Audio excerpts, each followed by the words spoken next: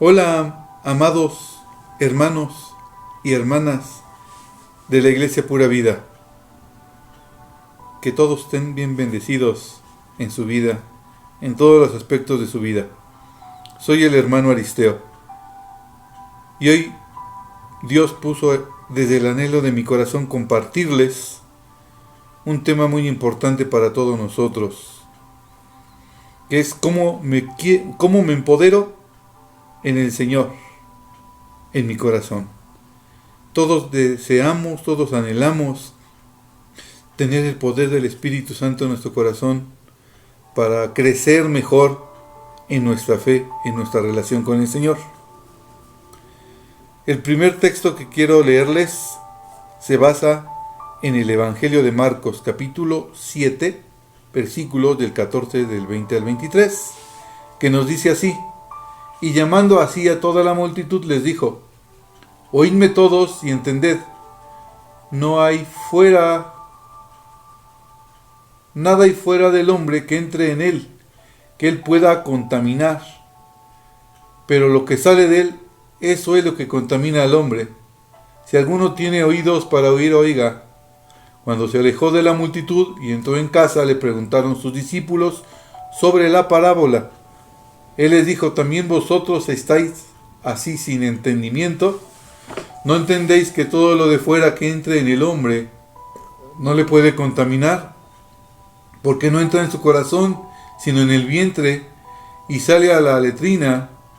Esto decía siendo limpios todos los alimentos, pero decía que lo que del hombre sale, eso contamina al hombre. Porque de dentro del corazón de los hombres salen los malos pensamientos, los adulterios, las fornicaciones, los homicidios, los hurtos, las avaricias, las maldades, el engaño, la lascivia, la envidia, la maledicencia, la soberbia, la insensatez. Todas estas maldades de dentro salen y contaminan al hombre. Aquí el Señor está hablando al hombre en general. Seamos cristianos o no seamos cristianos. Porque dice el hombre, hay un germen en el corazón que se llama pecado. Lo que nos contamina, lo que nos hace sucios, lo que hace que quedemos mal en nuestra relación con Dios. Veamos que esta parábola, esta enseñanza, comienza llamando la atención a los discípulos: oídme todos y entended. No hay nada fuera del hombre que entre en él que le pueda contaminar. Eso es algo externo. Hoy sabemos, en la actualidad, y casi todos lo sabemos, que si no nos lavamos las manos antes de comer, viene la enfermedad. Eso es algo muy lógico ya para nuestra época, pero Jesucristo les estaba enseñando esto a sus discípulos, a sus oyentes. Ellos no lo entendían porque habían muchas leyes de ritos en el judaísmo que eran nada más aparentemente eran externos, que nada más era cuestión de lavarse las manos. Para ellos, como judíos, no entendían ahora lo que nosotros entendemos. Pero la enseñanza de Cristo va hacia el interior del corazón del hombre. Es más profundo. Dice, y esta declaración que hace Cristo dice, con esto declaraba que los alimentos son limpios. Recordemos que aquel pasaje en donde está Pedro y baja 3 veces un mantel con muchos animales y le dice al Señor: Señor, pues esto es impuro. Dice: yo no llames impuro lo que yo estoy haciendo puro. Como judío, él estaba pensando en todas aquellas leyes de Levítico que Dios ya les había dicho. Una de ellas es, por ejemplo, el comer la carne de cerdo. No tanto era por el cerdo, sino por la obediencia al mandato que Dios ya había dicho. Otro ejemplo, ¿se acuerdan de aquel pasaje de Génesis en donde está el hombre y la mujer y Dios les prohíbe, dice, no coman de este fruto de este árbol prohibido, porque si no, habrá pecado? Y dicho y hecho, como decimos en el mundo, ¿no? Viene la desobediencia de Adán y Eva y cometen el pecado y vámonos para afuera. Ya no hay Edén, ya no hay paraíso. Y se cierra toda posibilidad de que el hombre entable una relación con Dios directamente, como lo hacían ellos. Cuando viene Cristo, ¿qué es lo que hace? En su muerte, dice la misma palabra de Dios, se rompe el velo del templo. Y según estudiosos dicen que el velo del templo tenía como 1 centímetro de espesor. Y todo ese, con el poder que hace al morir Cristo en la cruz, hace que el velo se parta en dos y entremos otra vez a esa relación con Dios. Vean, regresemos al texto, a la palabra de Dios, que nos dice así: porque de dentro del corazón salen los malos pensamientos, y esa como serie de 13, son 13 pecados que nos enuncia Cristo, que dices, mira, si haces esto, estás sucio, no puedes entrar en una relación conmigo, con el Señor, tienes que estar puro. Recordemos que las religiones, y la mayoría o todas las religiones, excepto cuando tenemos una relación con el Señor, que no es una religión propiamente, es una relación con Él. La relación con el Espíritu Santo me va empoderando, me va haciendo cada vez más fuerte, me va haciendo semejante a Cristo. Nos han dicho o nos han enseñado los pastores o quien esté frente en un culto, lo que realmente vale es la disposición del corazón con que tengas a Cristo. Y la pregunta es, ¿cómo nos vamos acercando a Cristo? ¿Cómo acerco mi corazón con Cristo? A lo mejor podemos decir, no, pues yo nada más hago oración y ya. Yo nada más me acerco al Señor, pero sin pedirle perdón. Ahí radica en pedirle el perdón al Señor de todo lo sucio que somos. Y nadie está exento de esa suciedad, de esa pecaminosidad que hoy nos enseña este evangelio tan poderoso. Cuando dice, dentro del corazón salen los malos pensamientos, el corazón y pensamientos, los adulterios, ya se codició a la mujer del prójimo, o ya nos metimos, no estamos casados, ahí no hay bendición, hermanos, o las fornicaciones. Y dice cómo los primeros pecados comienzan con algo sexual, pero después se va a otros, los homicidios, los hurtos, robos, avaricias, maldades, el engaño. Eso sí contamina al hombre. Cuando yo reflexionaba esto, recordaba todo lo que se hace en la religión católica, que nada más son ritos externos. A veces podemos decir, nada más son apariencia. Porque el católico, después de una misa o de un rito por ahí del buen bautismo, confirmación, y hasta después de la misma confesión, sale y ya se está contaminando. Pero no tiene una relación con Cristo, no tiene una convicción de pecado, porque si la tuviera, buscaría otra vez la manera, de cada momento de su vida que sabemos que estamos pecando, nos estaríamos purificando a través de esa relación con el Espíritu Santo. ¿Qué nos dice, por ejemplo, el Salmo 51 del que el rey David nos habla? Si se acuerdan, que dice: crea en mí, oh Dios, un corazón limpio y renueva un espíritu recto dentro de mí. Esa es la única posibilidad en que Dios nos dé un corazón nuevo y transformado. Y ya estamos del otro lado, hermanos. Ya nos estamos poniendo otra vez a cuentas con el Señor. Ese fue el ruego que el rey David hizo a Dios después de que se dio cuenta de que la maldad de su corazón cuando pecó con Betsabé. Fíjese, cuando nosotros nos damos cuenta ya cuando estamos en Cristo de nuestra maldad, en ese momento pidámosle perdón al Señor. O cuando tengamos con la primera oportunidad de orar, ahí en esa intimidad con el Señor, dice, enciérrate en tu cuarto pidiéndole perdón al Señor. Señor, quiero volver a tener una amistad limpia contigo. Hazme limpio. Purifícame de todo mi pecado, porque contra ti solo pequé. Y si hay, dice también el mismo Evangelio, si hay algo contra tu hermano, ve y perdónalo. Pídele perdón. Todo esto es muy importante para que no perdamos esa relación con el Señor, esa comunicación con Él, esa intimidad con el Señor. Vamos creciendo en santidad. Ahora veamos lo que nos pide el Señor en Gálatas, en la famosa carta a los Gálatas, ¿no? Donde nos habla de la libertad de Cristo y el fruto del Espíritu Santo.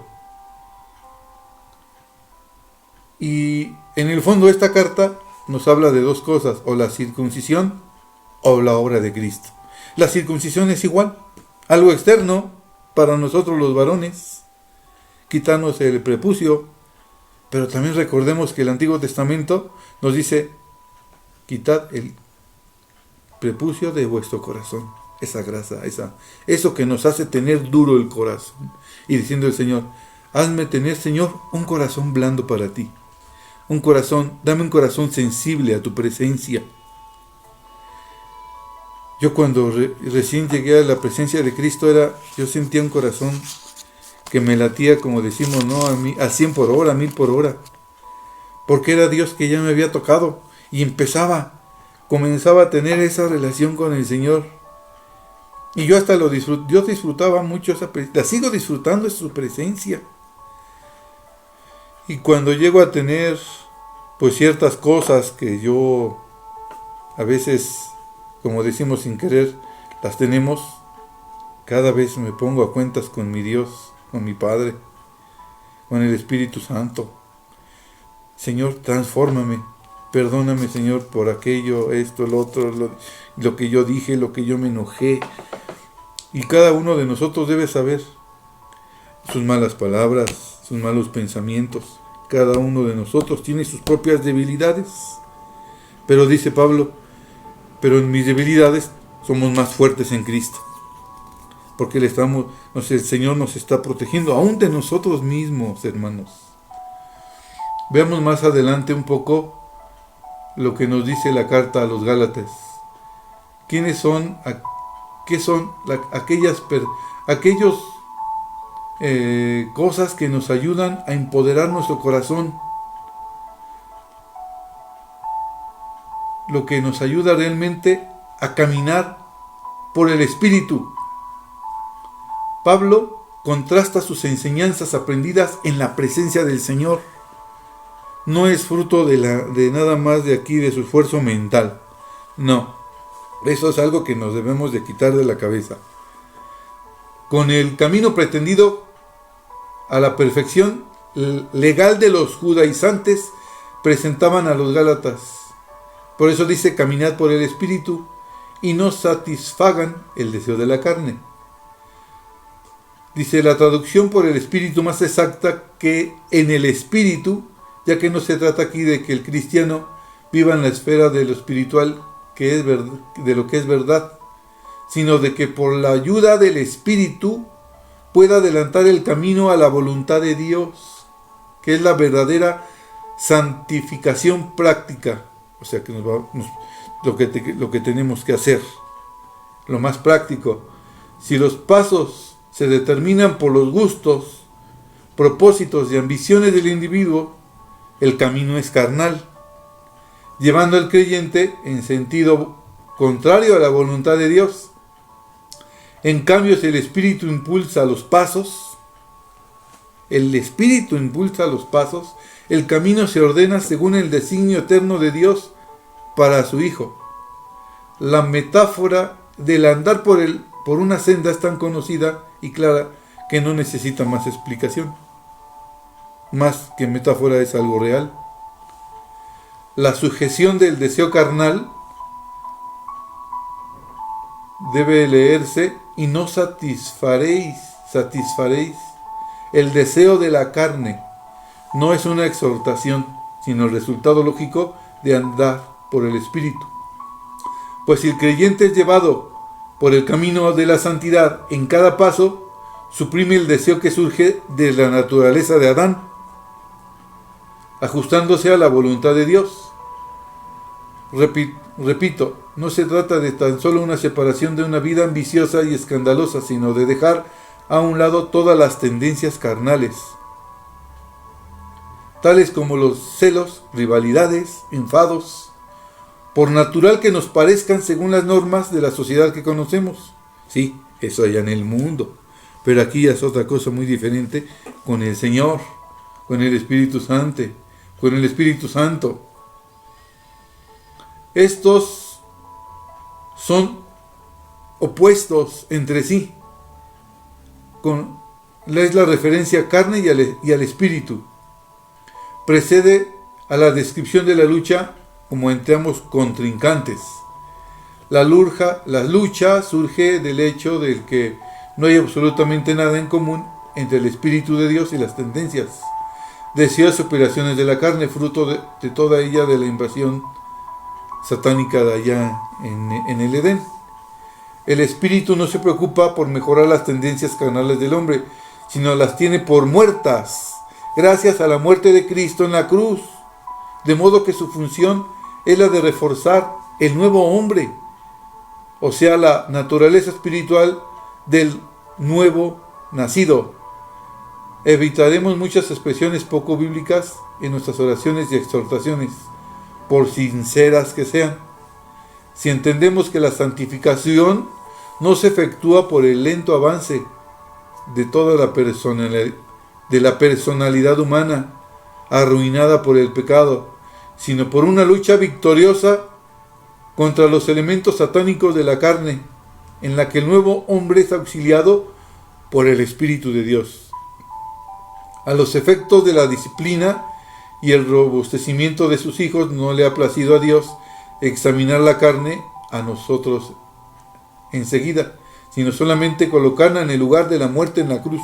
Tenemos que crucificarnos, haciendo posible la victoria sobre ella en todo momento, con tal que la voluntad del creyente colabore con los impulsos del Espíritu residente, que es el Espíritu Santo. Según la primera fase, o sea, en Gálatas 5:17, la carne desea o ejerce sus impulsos en contra de la obra de Dios. Yo recuerdo que la primera vez que me invitaron a recibir a Cristo en el corazón, mi carne saltó, pues ¿cómo? Yo no sé eso, y me aferraba en mi catolicismo. Y muchos, yo creo que fue así, y si no fuera por ese poderoso Espíritu Santo, ya estuviéramos, no sé dónde estuviéramos. Yo ya estuviera muerto, porque yo sentía ya casi el infarto cuando yo no vivía en Cristo. Me dolía hasta el brazo derecho. Imagínense qué poderoso es. Como dice Ezequiel, ese valle de huesos secos, tan poderoso es el Señor, que nos dio la vida, y sobre todo la vida espiritual. El Espíritu Santo cumple su cometido como el gran Paracleto, llamado en auxilio del Hijo de Dios, quien si hallara solo no podía ofrecer resistencia eficaz al impulso de la carne. ¿Qué significa esta lucha en la experiencia diaria del creyente? ¿Cómo se consigue esta victoria? Este pensamiento es claro, pero a veces no vemos cómo la hemos de llevar a la práctica. En primer término, es preciso un diagnóstico exacto de los movimientos de la carne, pues el yo puede engañarse muy fácilmente, porque nos justificamos con las obras carnales y llegamos hasta creer que cumplimos la voluntad de Dios, cuando de hecho se deja llevar por la naturaleza vieja. El diagnóstico se aclara por la constante meditación en la palabra de Dios, pero siendo preciso la sentencia que se pronuncia sobre su amor propio. El Espíritu de Dios, quien nos dio la palabra, puede también aclarar su sentido haciendo que llegue a ser viva y eficaz, más cortante que toda espada de dos filos, discerniendo los pensamientos y propósitos del corazón. Hechos 4:2. En segundo término, es preciso aprovechar el auxilio del Paráclito divino y no contristarle. O sea, fácilmente cuando pecamos contristamos al Espíritu Santo. Como decimos nosotros en el mundo, ¿no? Se siente. Fácil se siente el Espíritu Santo. No lo hagamos, hermanos. Yo los invito a no hacerlo. Efesios 4:30. Ahí denle una leída. Hemos de aceptar sus indicaciones para andar por el Espíritu en cada una de las múltiples decisiones que constituyen el hacer de cada día. Hallamos aquí una analogía con la presentación de la doctrina de la santificación en Romanos capítulo 6, donde el problema de la victoria sobre el pecado se presenta en primer término como un hecho, algo que Dios ha realizado ya en la cruz, donde morimos al pecado y quedó fuera de uso el viejo hombre. Pero al llegar al versículo 11 leemos: también vosotros tomad en cuenta de que es cierto, estáis muertos al pecado, mas vivos a Dios en Cristo Jesús, Señor nuestro. No reine pues el pecado en vuestro cuerpo mortal. ¿De qué manera hemos de tomar en cuenta el hecho consumado de la cruz? Sencillamente al llegar a las muchas encrucijadas de la vida, donde se nos presentan dos caminos. Hemos de evitar el que escogiéramos y viviéramos aún como hombres naturales, escogiendo aquel otro que es manifestantemente conforme a la voluntad de Dios para nosotros según la palabra de Dios. En el momento de la decisión hemos de decir: soy muerto a aquello de antes, y por el auxilio del Espíritu Santo dirigiré mis pasos a aquel camino que es conforme a la palabra y de acuerdo con mi nueva naturaleza. Quizá nos gustaría más pasar por una tremenda crisis espiritual, venciendo una vez más para siempre las tendencias carnales, saliendo de una vida de constante de triunfo. Algunos creyentes creen que lo han conseguido, pero normalmente su victoria absoluta no es tan evidente a los ojos de los hermanos que los rodean. ¿Se dan cuenta los hermanos? De hecho, hemos de echarnos sobre Dios en demanda de su auxilio en cada momento, dándonos cuenta de la potencia y malicia del traidor que llevamos dentro. Hasta a veces nosotros somos traidores con nosotros mismos. Con todo, Dios nos da su espíritu por medida, y la victoria en tal momento es posible y aún segura si tomamos en cuenta que somos muertos con Cristo al pecado y que el Paráclito reside, puede y quiere ayudarnos a triunfar. Hasta recordemos aquel canto, ¿no? Voy a ver la victoria, pero en el nombre del Señor Jesús, hermanos. Ahí está el sentido de nuestra vida, el sentido de nuestras victorias. No es en nosotros, es según el fruto del Espíritu Santo. ¿Cuál es ese fruto? Paz, gozo, amor, el carácter de Cristo, la bondad, la fidelidad, la mansedumbre, la templanza, que es el control de uno mismo. Todo esto se traduce en acciones claras, hermanos. No hay de otra. Dejemos nuestra victoria en el Señor. Bendiciones.